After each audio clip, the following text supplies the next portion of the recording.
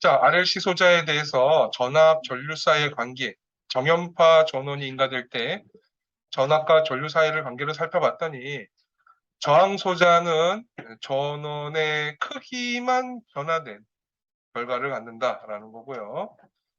L은 크기도 변화시키지만 위상을 90도 늦춘다고 이야기했고, 전류가. 캐패시터는 크기도 변화시키지만 위상을 또 90도 빠르게 만든다는 사실을 알아냈습니다. RLC 소자 중에서 R은 크기만 변화시키는 영향을 갖고 있고 L과 C는 크기뿐만 아니라 위상도 변화시키는 소자라는 걸 알고 있어요.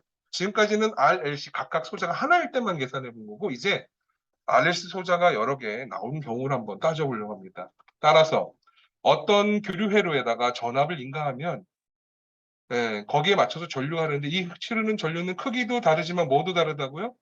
위상도 달라지겠죠. 크기와 위상을 모두 바꿔주기 때문에 이 안에 있는 값은 크기와 위상을 갖는 값이 될 거예요.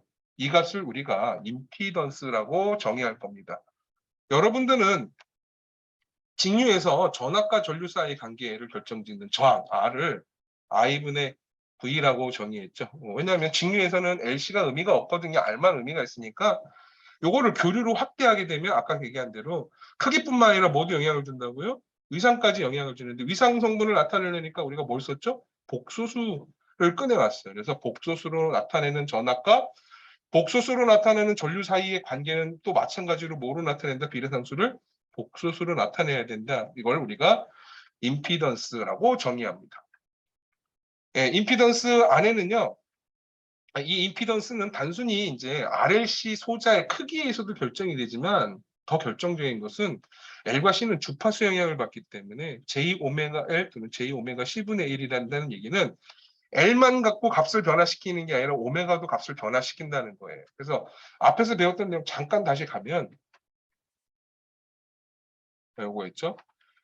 주파수가 커지면 커질수록 전류는 어떻게 될까요? 주파수가 커지면 커질수록 전류는 어떻게 돼?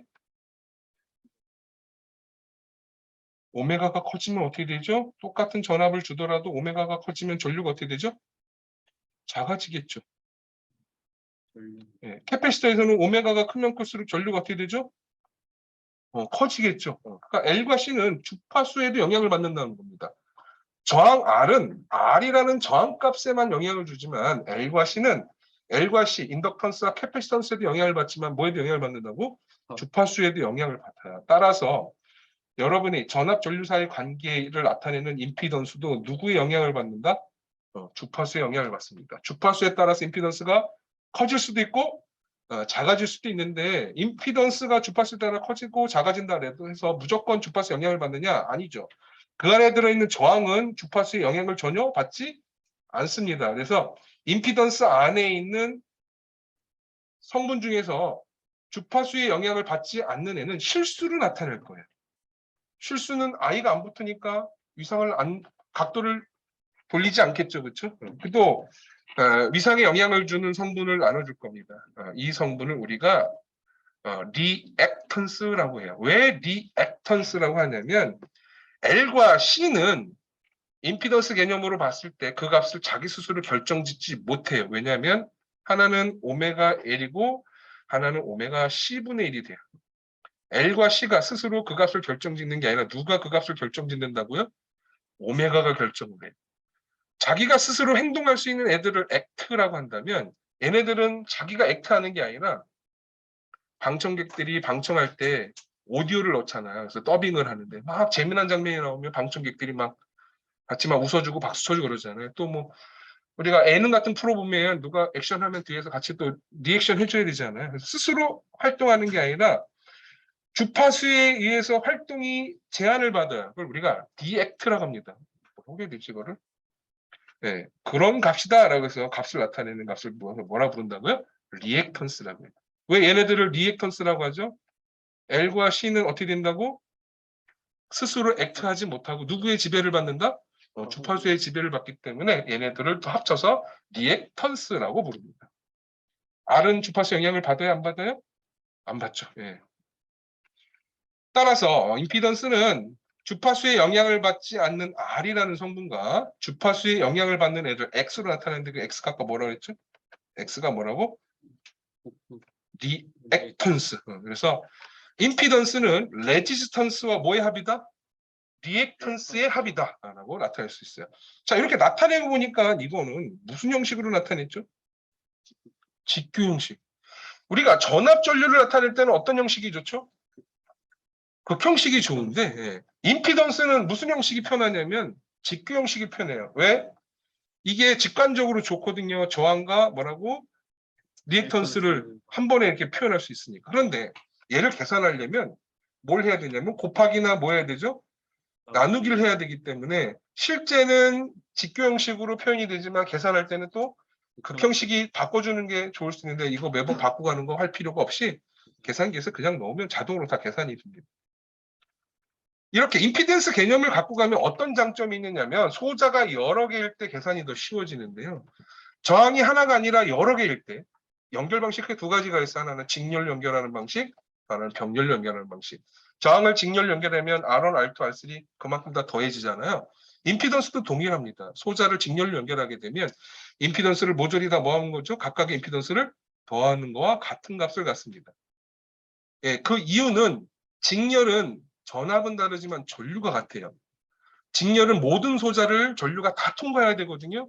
하나만 했을 때는 하나만 통과했기 때문에 세 개 했으면 세 번을 통과해야 되기 때문에 많으면 많을수록 그대로 커집니다. 그래서 순차적으로 그냥 더해주면 돼. 그래서 R1 더하기 R2 더하기 R3 한 것처럼 임피던스 Z1, Z2, Z3 다 더해주시면 되는 거고 반대로 병렬일 때는 아까 얘기했지만 전류가 흐를 수 있는 경로가 나뉘어지잖아요. 그래서 우리 패러렐 때 어떻게 해냈어? 뒤집어서 더한 다음에 다시 뒤집어줬죠. 이게 원칙이고 두 개일 때는 뒤집기 귀찮으니까 합분에 그냥 곱 이렇게 계산했었죠. 그 방법이 동일하게 임피던스에서도 적용이 됩니다. 자, 임피던스를 가지고 오면 저항회로 해석하는 방법과 동일해요. 뭐만 다르죠? 뭐만 다르죠? 그 수가 실수가 아니라 뭐라는 겁니까? 복소수죠. 왜냐하면 R도 있지만 뭐도 있어요? 리액턴스라는 주파수 의존 소자까지 있기 때문에 R을 Z로 나타내게 되면 실수를 복소수로 확장했을 뿐 계산 방법은 다 동일하다. R 대신에 Z로만 놓으면 되고 해석 방법은 회로 1을 잘 풀었느냐에 달려있다. 그래서 제가 회로 1을 들어야 회로 2를 듣는 게 편합니다 한 이유가 뭐냐면 R을 Z로만 바꾸면 앞에서 배웠던 회로 1이랑 똑같아요. 2장의 저항 회로랑 똑같아. 물론 저항이 아니라 LC가 더 복잡하게 들어있겠지만 똑같아. 그래서 수동소자에서 임피던스를 계산하는 방법 오늘 배운 수업 중에서 다른 건 다 까먹더라도 요것만 기억해 주시면 돼요. R은 앞으로 R로 나타내는 게 아니라 임피던스 ZR로 나타낼 건데 R은 그냥 R이에요. 그렇죠? L은 임피던스에서 ZL로 나타내는데 어떻게 됐죠? 우리가 J 오메가 L이에요. 왜 J 오메가 L이었지? 미분하면서 오메가가 앞에 나가지고 L이 곱해지고 각도가 90도 틀어져서 이게 붙어진 거잖아요. 예, 이때 J를 떼고 허수부 값만 나타내면 것을 우리가 L이 갖고 있는 리액턴스 중에서 L 성분에 있는 유도성 리액턴스라고 합니다. 유도성 리액턴스. 마찬가지로 캐파시터에서는 J 오메가 C분의 1이기 때문에 J가 분모로 내려가잖아요. 그러면 이거 못하다. 틀린 게 있네. 잠시만. 네, 제가 잘못했죠? J를 분자로 끌어올리게 되면 분모했던 J가 분자로 올라오게 되면 부호가 어떻게 되지? 마이너스가 생기잖아요. JJ를 곱하니까. 이렇게 되고 마이너스 J를 빼면 오메가 C분의 1이라는 게 바로 뭐냐면 용량성 리액턴스라고 합니다. 유도성 리액턴스는 전압 전류에서 전류를 지연시킨다고 그랬죠. 용량성 리액턴스는 전압보다 전류가 더 앞서가는 진상 전류가 흐른다고 했습니다. 자, RLC 회로에서는 R은 그냥 R로 쓰면 되고 L은 어떻게 쓴다고? J 오메가 L로 쓰면 되고 C는 J 오메가 C분의 1로 쓰면 되는데 허수부의 개수만 갖고 뽑아보게 되면 XL로 나타내거나 또는 XC로 나타낼 거 아니에요? J를 빼고 나면 허수부의 크기만. L에서의 허수부의 크기는 오메가 L이 되고 C에서의 허수부 크기는 뭐가 된다? 오메가 C분의 1이 된다. 얘는 곱하기 J고 얘는 마이너스 J잖아요. 플러스 J는 각도가 90도 빨라지는 거고 마이너스 J는 죄송합니다. 플러스 J는 각도가 90도 그죠? 전류가 늦어지는 거죠. 전압은 빨라지는 거죠. 예, 지연시키는 거고 캐패시터는 그것이 더 전류를 더 빠르게 움직이게 만듭니다. 자, 그러면 RLC가 모두 들어있는 소자의 직렬회로를 한번 계산해 보도록 할게요. 자, R은 뭐로 놓고 쓴다? 그냥 R로 쓴다. Z, R은 그냥 R이니까 25로 쓰면 되죠. 예, ZL은 어떻게 된다 그랬죠? ZL은 J 오메가 L이 된다 그랬어요. 그래서 이 인덕터의 영향은 인덕터 크기에도 영향을 받지만 뭐에 영향을 받냐면 주파수의 영향을 받는다고 그랬죠. 그래서 J 오메가 L을 계산해 보니까 오메가인데 지금 여기 보시면 오메가라고 주고 주파수를 60Hz라고 줬거든요. 그래서 오메가는 2파이 F가 되므로 2파이 곱하기 60을 해야 되죠. 120F가 각 주파수입니다.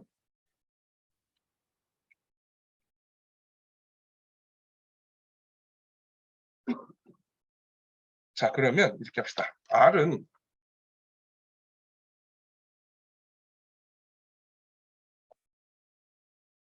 25ohm이니까 25라고 쓸게요. 25라고 쓰고 이퀄 누를게요. 이퀄. 그냥 25 나오잖아요. 그렇죠? 변수 넣는 방법 알려드릴게요. 저장하는 방법. 25라고 쓰고 이퀄을 누르면 결과 25라고 나와 있죠. Shift 누르고 7번 위에 보시면 STO, RCL이라는 게 있거든요. 여러분 반대다. Shift를 안 누르죠. 스토리지가 저장입니다. 스토리지의 약자가 STO거든요. STO 버튼이 7번 위에 있을 거예요.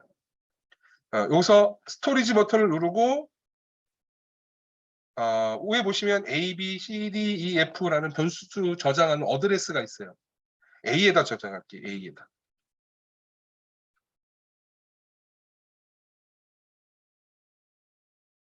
그러면 answer가 A에 저장됩니다 라고 나타나요. 보여주세요 화면이. ANS가 answer예요. 결과가 A에 들어간다 나타납니다. 넣으셨어요?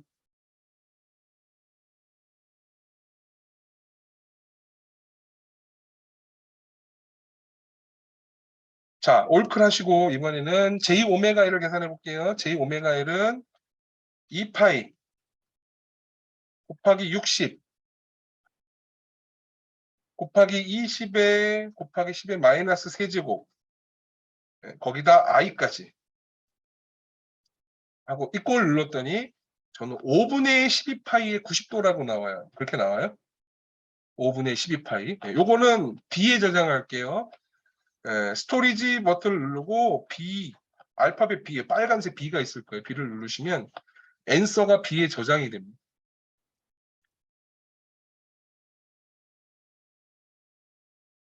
자, 하나 더 넣을게요. 이번에는 용량성 임피던스. 이번엔 네모분의 네모를 누르고 분자에는 1이라고 씁니다. 분모에는 오메가 2파이 곱하기 60 곱하기 50의 캐패시터가 마이크로니까 곱하기 마이너스 6제곱 그리고 i를 분모에 쓸게요. 분자에 쓰시려면 마이너스 i를 쓰셔야 됩니다. 풀이 과정처럼. 저는 그냥 분모에다 i를 넣었어요. 분자에다 쓰시려면 마이너스 i를 쓰셔야 됩니다. 는 하고 눌렀더니 53.0516에 마이너스 90도라고 나와요. 나오나요? 요거는 스토리지 C에 저장할게요. 자, R은 A에 저장했고 L은 B에 저장했고 C는 C에 저장했죠 지금? A, B, C에다가 지금 저장을 했습니다. 자, 소자들이 직렬로 연결되어 있기 때문에 전체 임피던스는 어떻게 계산한다? 각각 다 뭐 해주면 되죠? 더해주면 됩니다. 어떻게 하면 되냐면 우리는 이렇게 계산하면 되죠. 우리 다 저장했기 때문에 이 값을 A에 저장했고 이 값을 B에 저장했고 이 값을 C에 저장했으므로 A 더하기 B 더하기 C를 쓰면 돼요. 어떻게 쓰면 되냐면 올크 하시고요. 이번에 Shift 누르고 스토리지를 보시면 리콜이 있습니다. 이번에 호출, 리콜. 리콜 A 더하기 리콜 B 더하기 리콜 C.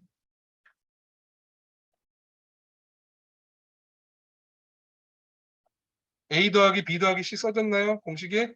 계산기에?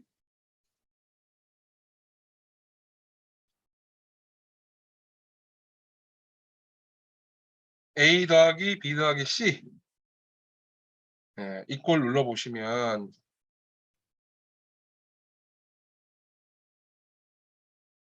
저는 51.926 뭐 어쩌고저쩌고에 마이너스 61.21 뭐 이렇게 나오거든요. 임피던스는 직교 형식보다 뭐로 쓰는 게 좋다고요? 이제 극형식보다 직교 형식으로. 직교 형식 바꾸는 방법 아까 설명드렸잖아요. 옵션에 가가지고 이번에 A 플러스 BI로 바꾸면 돼요. 그러면 25 마이너스 45.51 뭐뭐뭐 I 이렇게 나올 거예요. 그래서 유효자 4개를 쓰게 되면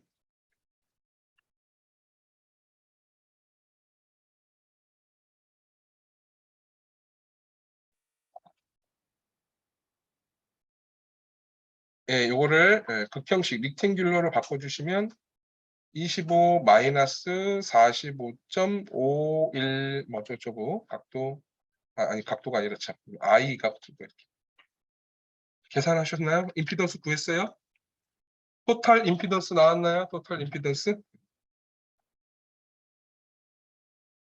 자, 그럼 이 값을 D에 저장해도 되긴 하는데 D에 저장하기도 되긴 하는데 한 번만 쓰면 되니까 이렇게 할게요. 올클 버튼 누르시고 이번에 요걸 계산할 거예요. 전류를 계산할 거예요. 전류는 전압 V를 전류를 나눠줘야 되니까 네모분의 네모 키를 누르세요. 그 다음에 분모에다가 50에 30도 써보세요. 50에 앵글 30. 그 다음에 분모로 내려오세요. 커서 아래로 내려서. 그 다음에 이꼴 옆에 있는 answer라는 키가 있어요. answer. 방금 전에 A 더하기 B 더하기 C 했었잖아요. 그게 answer에 저장되어 있거든요. answer 버튼을 누르시면 여기가 이렇게 써줄 거예요. 그렇죠? 마지막 answer 메모리에는 종전, 방금 전에 계산한 값이 이 안에 들어있어요. 그래서 마지막에 쓴 값을 호출할 때는 저장 안 하시고 이렇게 answer 값 호출하시면 됩니다. 그런데 한참 나중에 쓰려면 A, B, C, D라는 이 번지수 안에다가 각각의 그 계산된 값을 넣어놨다가 호출, 스토리지에다가 리콜해서 쓰시면 되고 방금 전에 계산한 건 answer를 누르시면 돼요. 자, 이 상태에서 다시 이꼴 눌러보세요. 값이 잘 나왔나요? 이 값 나오나 한번 확인해 보십시오. 이렇게 나오나요? 이유수차 몇 개 쓰라고요? 4개. 4개 이상 쓰도록 좀 부탁드리겠습니다. 자, 요건 페이저기 때문에 안 됩니다. 어떻게 나타내야 된다? 다시 손식값으로 바꿔줘야 되는데 이때 기준을 봐야 됩니다. 기준 뭐로 돼 있었죠? 코사인으로 기준이 돼 있었죠? 코사인 기준으로 크기와 주파수 그대로 갖고 가시고 주파수 오메가가 지금 60Hz였거든요. 2파이 F기 때문에 120 아니죠. 2파이 곱하기 60이잖아요. 그러니까 120파이가 돼야 되는데 요걸 120파이로 쓰셔도 상관없는데 파이를 넣어서 계산해 보면 얼마가 나오냐면 377이라고 나올 거예요. 대략적으로 좀 딱 떨어지진 않는데 그래서 여러분들 우리가 순식값을 나타낼 때 377T다라고 한다면 우리가 가장 많이 쓰는 주파수 얼마짜리다? 60Hz라는 것을 보시면 될 겁니다. 60Hz라는 것은 주파수가 우리가 순식값에 나타내는 건 각주파수잖아요. 그래서 60Hz를 각주파수로 바꾼 게 377 정도 된다라고 알아두시면 더 좋을 것 같네요. 이렇게 해서 순식값으로 바꿔줬습니다. 자, 이 소자는 아까 설명드린 대로 임피던스라는 것은 누구의 지배를 받는다고 그랬죠? 왜 리액턴스라고 한다고? 주파수에서 액팅을 당하기 때문에 리액이라고 하는 거예요. 그래서 지금은 60Hz일 땐 이렇게 나왔는데 만약에 주파수가 뭐로 바뀌면 400Hz로 바꾸면 어떤 결과가 올까라는 겁니다. 저항 R은 주파수에 영향을 받지 않기 때문에 언제든지 항상 몇 옴? 25옴으로 변화하지 않아요. 그런데 L은 ZL은 J 오메가 L이기 때문에 오메가가 400으로 바뀌게 되면 F가 400으로 바뀌게 되면 오메가는 2파이 곱하기 400으로 바뀌게 되겠죠. 그래서 값이 어떻게 되냐면 주파수가 커지면 덩달아 ZL도 커져요. 그런데 ZC는 주파수의 비례소자가 아니라 주파수의 반비례소자이기 때문에 주파수가 크면 클수록 어떻게 되나요? 작아집니다. 이거 다시 계산하셔서 얘를 다시 어디다 저장해? 변수 B에 저장하시고 얘를 다시 변수 C에 저장하세요. 그 다음에 다시 뭐하지? ABC 불러가지고 계산하시면 더 쉽게 계산할 수 있습니다. 그럼 이 성질등에서 하나 물어볼게요. DC는 주파수가 얼마입니까? DC는 주파수가 얼마예요? 직류는? 직류 주파수가 얼마야? 직류에 주파수가 있어? 없지. F가 0이에요. 만약에 이 소자를 직류에다 넣었다 계산할까요? 중류에다 넣으면 오메가는 얼마가 되죠? 오메가 0 되죠? 여기 뭐가 들어가야 되죠? 0이 돼요. 그럼 ZL은 얼마가 될까요? 0옴이 돼요. 인덕터는 직류 입장에서 뭐로 보면 된다고? 0옴으로 보시면 돼요. 그래서 우리 6, 7장에서 얘를 뭘로 봤지? 단락으로 봤어요. 기억하세요? 캐패시터는 어떻게 되냐? 주파수가 0, 직류일 때는 얘가 얼마가 되냐? 0이 돼야 돼요. 0분의 어쩌고잖아요. 이 값이 뭐 무한이 될 거 아니야? 그럼 캐패시터는 직류일 때 몇 옴이 된다? 무한대 옴이 돼요. 직류일 때 캐패시터는 뭐로 봤죠? 전류 흘러 안 흘러? 안 흘러. 개방으로 봤어요. 기억하시나요?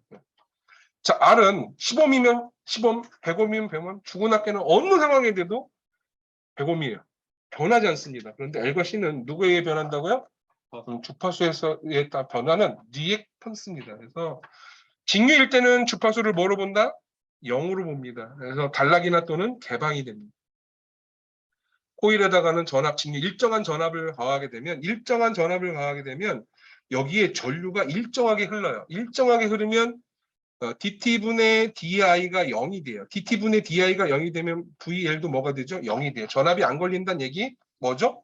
그냥 패스하면 되는 거죠. 0옴이라는 뜻입니다. 이해가셨죠? 지금 그런 성질들을 여러분들이 보실 수 있고, 정연파는 사인 또는 코사인으로 나타내는 삼각함수인데 얘를 LC에다 넣으면 미분과 적분을 해야 되는 이 번거로운 과정을 조금 더 쉽게 보고자 지주함수로 바꿔서 미적분을 했고, 지수함수를 미적분을 해보니까 뭐가 앞에 곱해지는데 뭐가 곱해지냐면 복소수들이 나가서 곱해지죠. J, 뭐 오메 이런 것들이 나중에 곱해지기 때문에 결국 양변을 익스포넨셜 J 오메가 T로 나눠버리면 양쪽에 뭐만 남냐면 복소수만 남아서 전압과 전류의 사이의 크기의 비를 뭐로 나타낼 수 있다? 복소수의 곱하기 또는 나누기로 나타낼 수 있다는 게 이번 8장의 핵심입니다. 따라서 여러분들은 L과 C가 들어있는 회로를 미적분을 하지 않고 단순히 뭐로 풀 수 있다? 곱하기나 나누기로 풀 수 있는데, 이게 실수에 대한 곱하기 나누기라면 구구단 잘하면 풀 수 있겠지만 복소수에 대한 곱하기 나누기인데 이게 형식이 또 직교 극형식이 막 섞여 있다 보니까 전적으로 뭐의 의존도가 크다?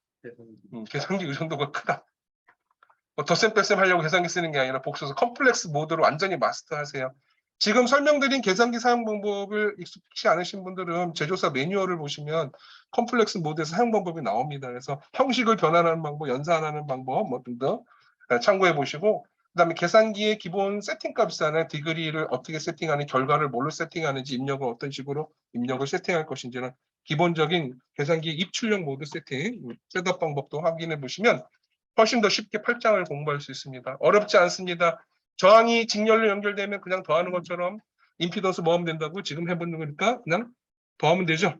다만 다른 게 뭐냐, 주파수에 영향을 받는 애들이 있어가지고 저항 R이라는 경우에서는 주파수가 변해도 결과가 동일하게 나오지만 L과 C가 들어있는 교류에 서 주파수가 달라지면 그 결과도 달리 나올 수 있음을 여러분한테 지금 보여드렸습니다. 결과를 해보니까요, 이 결과가 60Hz일 때는 X가 0보다 작아요. X가 0보다 작다는 얘기는 음수죠. 네, 음수가 나온다는 것은 마이너스, 허수부가 마이너스라는 거잖아요. 허수부가 마이너스가 나오면 각도는 양수가 나올까요? 음수가 나올까요?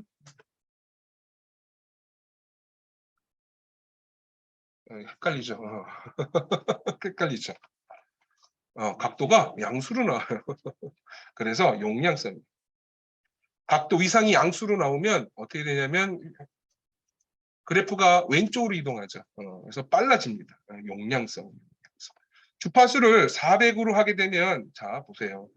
주파수가 커지면 XL은 어떻게 된다 그랬죠? 커져요. XC는 어떻게 되죠? 줄어들어요. 그러면 L의 영향은 커지고 C의 영향은 어떻게 되는 거죠? 줄어드는 거잖아요. 그래서 60Hz에서는 C의 영향이 컸는데 그래서 뭐가 됐어? 용량성이 됐는데 주파수가 높아지니까 L의 영향이 어떻게 되죠? 더 커지는 거예요. 오메가가 커지니까. 그래서 X가 0보다 커지게 되는데 X가 0보다 크게 되면 뒤에 있는 허스부의 부호가 뭐가 되는 거죠? 허스부의 부호가 플러스가 되고 임피던스에서 각도는 뭐가 되냐면 임피던스에서의 각도는 양수가 됩니다. 그런데 전압과 전류 사이의 관계를 계산하려고 하면 전류를 아는 게 이거잖아요. 그러니까 전류가 각이 양수예요, 음수예요. 전류의 각은 뭐가 된다고? 음수가 돼요. 지금 이거 좀 헷갈리는 것 같은데 당황스럽나요? V를 I로, 즉 얘는 지금 임피던스의 각도가 지금 뭐냐면 플러스예요. 임피던스의 각도가 플러스가 되면 V를 I로 나누는 게 양수라는 거잖아요.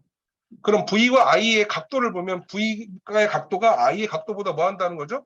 크다는 거예요. 따라서 전압이 앞서가고 전류가 늦춰지는 겁니다. 그 개념을 아셔야 됩니다. 그래서 L이 커져서 용량성이 됩니다. 리액턴스는 주파수에 의존하는 거기 때문에 크기가 주파수에 따라 달라진다는 걸 꼭 기억하셔야 됩니다. 자, 오늘 여기까지만 할게요. 수고하셨습니다. 네, 수고하셨습니다.